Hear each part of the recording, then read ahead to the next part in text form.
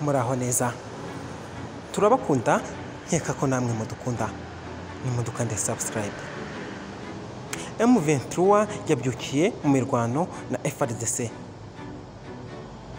mu Kinyandonyi. Ni imirwano nanone y'amaraso, ni imirwano yo ku rwego rukomeye. M23 ikomeje kwigaragaza. Ni muri cya gihe Kongo ikomeje kurangwamo n'imitwe itandukanye y'iterabwoba, imitwe myinshi ishyigikiye leta Kongo, harimo Wazalendo, FDLR n'indi mitwe itandukanye. Hakabamo n'igice kinini cy'imitwe irwanya leta ya Kongo. Niyo mitwe ishyigikiye Kongo, ariwe mutwe mukuru M23. Ni muri icyo gihe muri Kongo habyukiye imirwano idasanzwe, amaraso yongeye kumeneka hariya muri Kongo. Byiriwe bite? Byiriwe bigenda bite? Byatangiye bite? Nawe heraha ubyumve,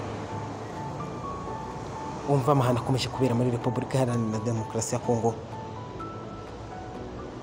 Ni uyu munsi tariki ya 22 ukwezi kwa 10 2023, igisirikare cya Repubulika Iharanira Demokarasi ya Kongo n'inyeshyamba bafatanyije mu gitondo cyo ku cyumweru tariki ya 22 ukwakira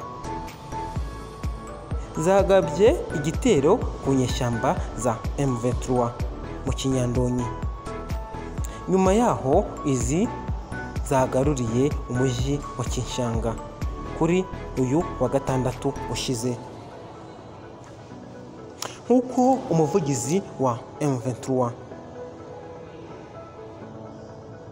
Laurence Kanyuka yabitangaje abinyujije ku rukuta rwe rwa Twitter sahi rwitwa X, ngo ingabo za guverinoma FARDC, FDLR, abacancuro n'inyeshyamba za Wazalendo zateye Kinyandonyi guhera za 2 z'igitondo.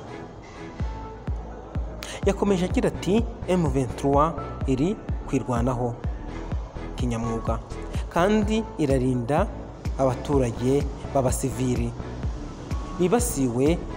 Urugamba rurakomeje, turakomeje kandi turakomeza guhatana.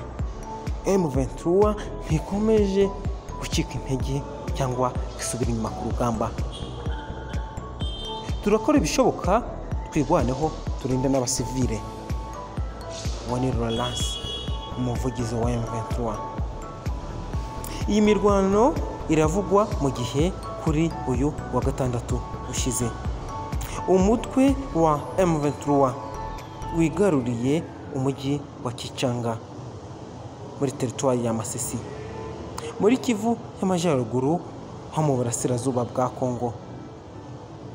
Kayo nguko ni ya mirwano idacogora hagati ya RDC na M23. M23 kumvikana na M23 na FARDC byarananiranye.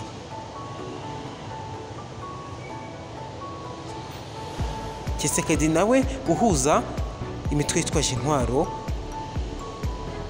n'uburyo bwo kurwanya M23.